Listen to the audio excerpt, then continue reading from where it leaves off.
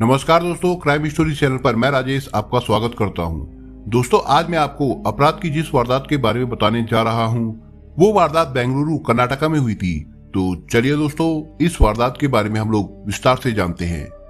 कर्नाटक की राजधानी बेंगलुरु देश का तीसरा सबसे बड़ा नगर है। बेंगलुरु के राजाजी नगर थाना क्षेत्र में भास्यम सर्कल के पास वाटल नागराज रोड स्थित 5वें ब्लॉक के 17वें बी क्रॉस में जय कुमार जैन अपने परिवार के साथ रहते थे।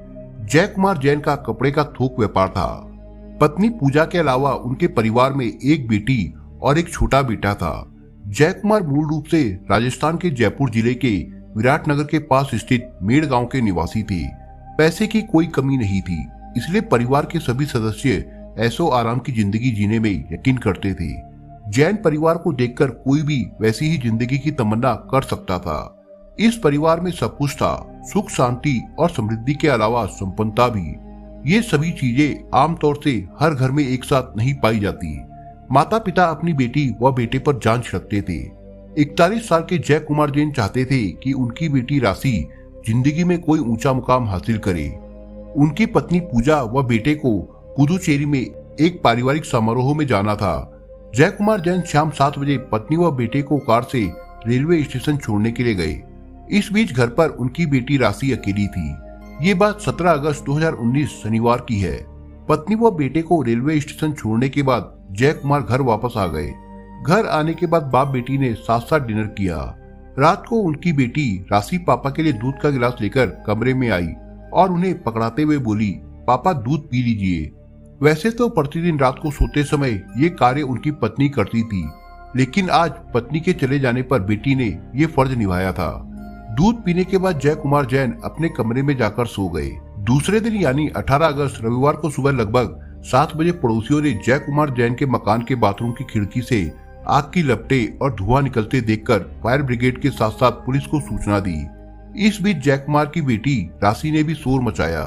सूचना मिलते ही फायर ब्रिगेड की गाड़ी बताए गए पते पर पहुंची और जय कुमार के मकान के अंदर पहुंचकर उनके बाथरूम में लगी आग को बुझाया। दमकल कर्मियों ने बाथरूम के अंदर जय कुमार जैन का झुलसा हुआ शव देखा। कपड़ा व्यापारी जय कुमार के मकान के बाथरूम में आग लगने और आग में जलकर उनकी मृत्यु होने की जानकारी मिलते ही मोहल्ले में सनसनी फैल गई। देखते ही देखते जय कुमार जैन के घर के बाहर पड़ोसियों की भीड़ इकट्ठा हो गई। जिसने भी सुना कि कपड़ा व्यवसायी की जलने से मौत हो गई, वो सकते में आ गया। आग बुझाने के दौरान थाना राजाजीपुरम की पुलिस भी पहुंच गई थी।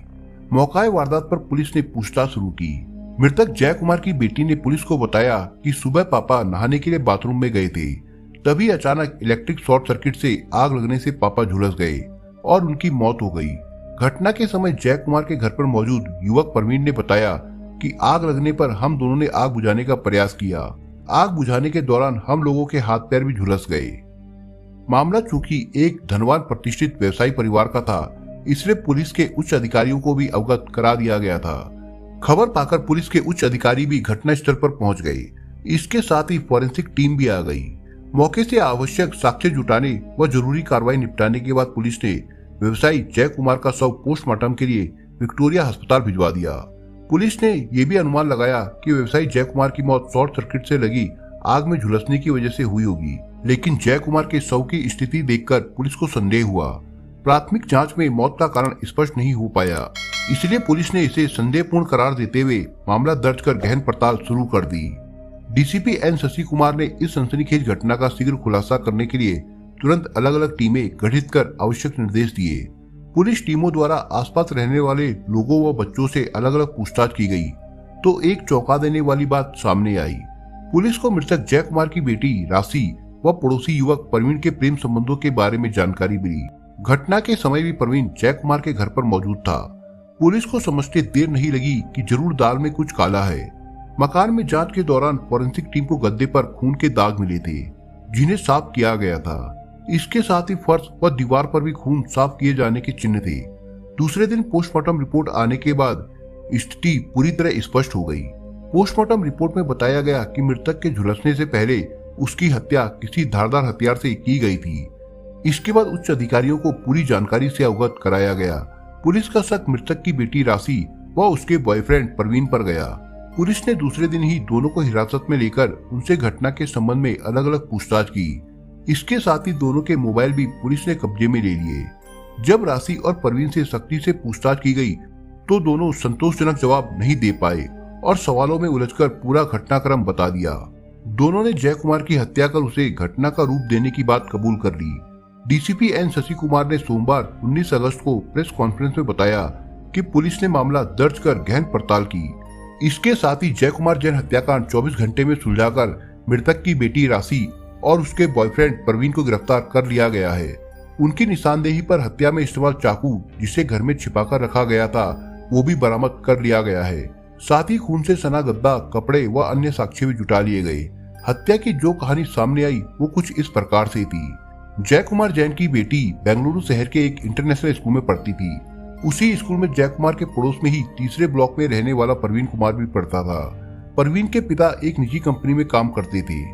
कुछ महीने पहले उसके पिता सहित कई कर्मचारियों को कुछ लाख रुपए देकर कंपनी ने हटा दिया था। ये रुपए पिता ने परवीन के नाम से बैंक में जमा कर दिए थे। इन रुपयों के ब्याज से ही परिवार का गुजारा चलता था। प्रवीण उनका इकलौता बेटा था। राशि और परवीन में पिछले 5 सालों से दोस्ती थी और दोनों रिलेशनशिप में थे। उन दोनों का मिलना कम ही हो पाता था। इसके चलते राशि अपने प्रेमी से अक्सर फोन पर बात करती रहती थी। अक्सर देर तक बेटी का मोबाइल पर बात करना और चैटिंग में लगे रहना पिता जय कुमार को पसंद नहीं था। राशि और परवीन की दोस्ती को लेकर भी पिता को आपत्ति थी। जय कुमार ने कई बार राशि को परवीन से दूर रहने को कहा था। राशि को पिता की ये सब हिदायतें पसंद नहीं थी। पुलिस जांच में सामने आया कि एक बार परिवार को गुमराह करके राशि अपनी सहेलियों के साथ शहर से बाहर घूमने के बहाने बॉयफ्रेंड परवीन के साथ मुंबई गई थी। मुंबई में 4 दिन रहकर उसने कई फोटोशूट कराए थे और फैशन शो में भाग भी लिया था। उसने मुंबई से ही अपनी मां को फोन करके बताया था कि वो मुंबई में है और 5 दिन बाद घर लौटेगी। बेटी के चुपचाप मुंबई जाने की जानकारी जब पिता जय कुमार को लगी तो वो बेहद नाराज हुए। राशि के लौटने पर उन्होंने उसकी बेड से पिटाई की और उसका मोबाइल छीन लिया। जय कुमार को बेटी की सहेलियों से पता चला था कि राशि उनके साथ नहीं बल्कि अपने बॉयफ्रेंड परवीन के साथ मुंबई गई थी। इस जानकारी ने उनके गुस्से में आग में घी का काम किया था। बचपन को पीछे छोड़कर बेटी जवानी की दहलीज पर कदम रख चुकी थी। पिता जय कुमार को बेटी के रंग ढंग देखकर उसकी चिंता रहती थी, जबकि राशि के ख्यालों में हरदम अपने दोस्त से प्रेमी बने परवीन की तस्वीर रहती थी। वो चाहती थी कि उसका दीवाना हर पल उसके आंखों के सामने रहे। पिता द्वारा जब राशि पर ज्यादा पाबंदियां लगा दी गई तब दोनों चोरी चोरी शॉपिंग मॉल में मिलने लगे। पिता द्वारा मोबाइल छीनने की बात जब राशि ने अपने प्रेमी को बताई तो उसने राशि को दूसरा मोबाइल लाकर दे दिया। अब राशि चोरी छिपे परवीन के दिए मोबाइल से बात करने लगी। जल्दी ही इसका पता राशि के पिता को चल गया। उन्होंने उसका वो मोबाइल भी छीन लिया। इससे राशि का मन विद्रोही हो गया।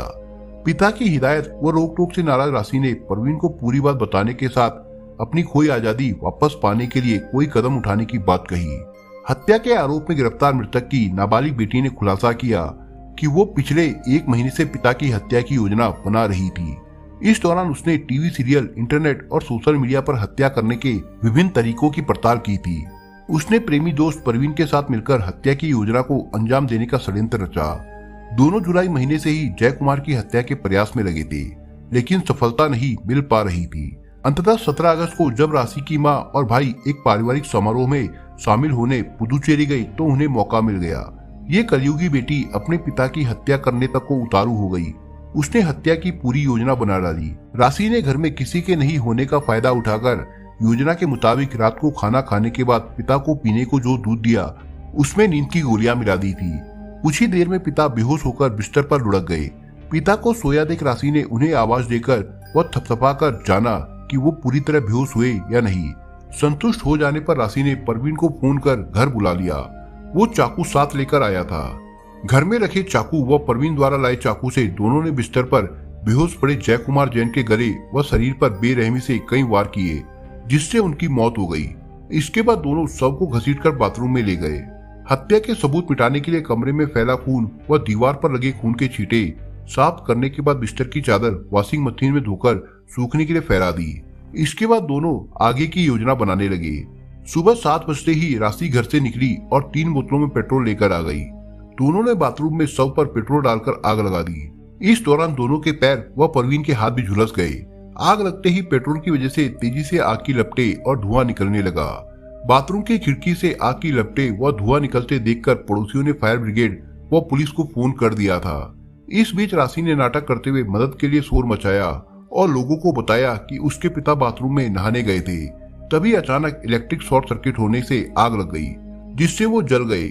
इस तरह दोनों ने हत्या को दुर्घटना का रूप देने का प्रयास किया, लेकिन सफल नहीं हो पाए। बेटी को पिता की हत्या करने का फिलहाल कोई मलाल नहीं था। हत्याकांड का खुलासा होने के बाद पुलिस ने जब उसे गिरफ्तार किया तब परिवार के सभी लोग अचंभित रह गए। सोमवार की शाम को राशि की माँ व भाई भी लौट आए थे। माँ ने कहा कि शायद हमारी परवरिश में ही कोई कमी रह गई थी। हालांकि घर वालों ने उसे पिता के अंतिम संस्कार में भाग लेने को कहा, लेकिन राशि ने साफ इनकार कर दिया। उधर प्रवीण के माता पिता को अपने बेटे के प्रेम प्रसंग की कोई जानकारी नहीं थी।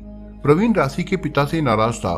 उसने गिरफ्तारी के बाद बताया कि उन्होंने उसे सार्वजनिक रूप से चेतावनी देते हुए अपनी बेटी से दूर रहने को कहा था। साथ ही कुछ दिन पहले उन्होंने राशि का मोबाइल भी छीन लिया था। इस पर उसने अपनी गर्लफ्रेंड को नया मोबाइल गिफ्ट किया तो उसके पिता ने वो भी छीन लिया। वो उसकी गर्लफ्रेंड को पीटते डांटते थे, जो उसे अच्छा नहीं लगता था। आखिर में प्रवीण ने अपनी गर्लफ्रेंड को पिता की प्रताड़ना से बचाने का फैसला लिया। मंगलवार को हत्या आरोपी बेटी से मिलने कोई भी रिश्तेदार नहीं पहुंचा। लड़की की मां भी घर पर ही रही। राशि ने पुलिस को बताया कि उसने अपने पिता को चाकू से नहीं मारा, लेकिन घटना के समय वो मौजूद थी।